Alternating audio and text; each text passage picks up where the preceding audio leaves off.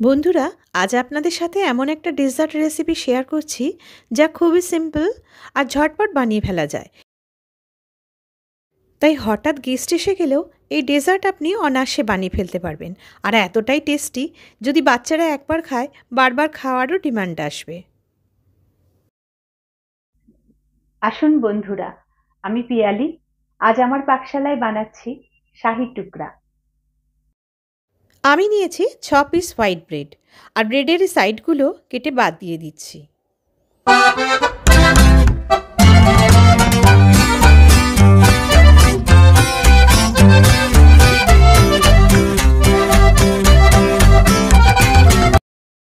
তারপর সব ব্রেডগুলো এভাবে ডায়াগোনালি কেটে নিলাম। ফ্রাইং প্যানে সানফ্লাওয়ার অয়েল গরম করে তাতে এই ব্রেডগুলো ব্রাউন ক্রিস্পি করে ভেজে নেব। বন্ধুরা, আপনারা চাইলে তেলের সাথে ঘি মিশিয়ে নিতে পারেন।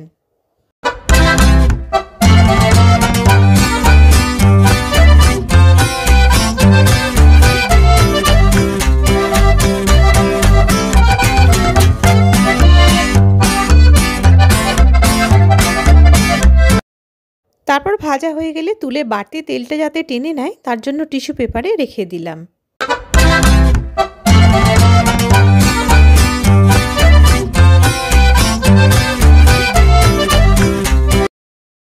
এভাবে সব ব্রেডগুলো আমি ভেজে নিয়েছি। এবারে হাফ লিটার দুধ গরম করতে দিলাম, আর হাফ কাপ ঠান্ডা দুধে 2 টেবিল স্পুন কাস্টার্ড পাউডার আর 4 টেবিল স্পুন কনডেন্সড মিল্ক বা মিল্কমেড গুলে নিচ্ছি।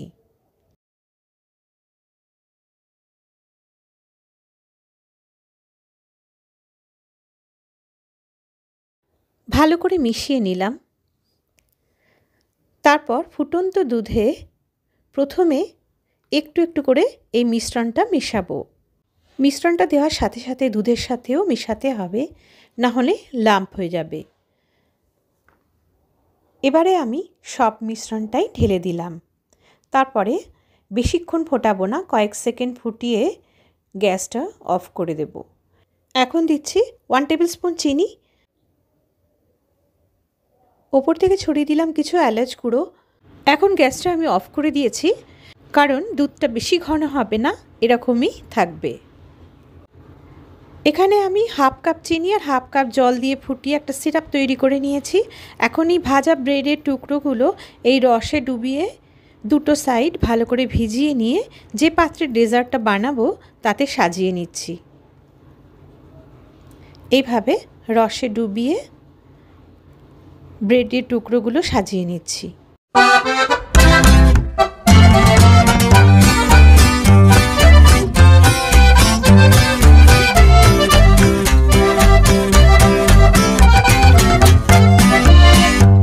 এখন সাজানো ব্রেডের ওপরে এই যে রাবড়ির মতো কাস্টার্ডটা বানিয়েছি সেটা সার্ভিং স্পুন দিয়ে একটু একটু করে ঢেলে দিচ্ছি, যাতে ব্রেডগুলো ভালো করে ভিজে যায়।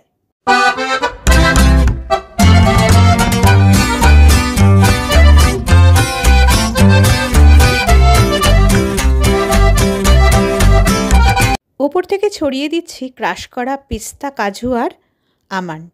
তারপর ফ্রিজে রেখে ঠান্ডাও সার্ভ করতে পারেন বা নর্মাল টেম্পারেচারে রেখেও খেতে পারেন।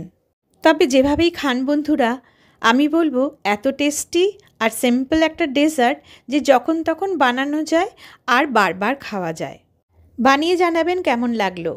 আবার আসবো নানান খাবারের রেসিপি নিয়ে। ভালো থাকবেন, সুস্থ থাকবেন।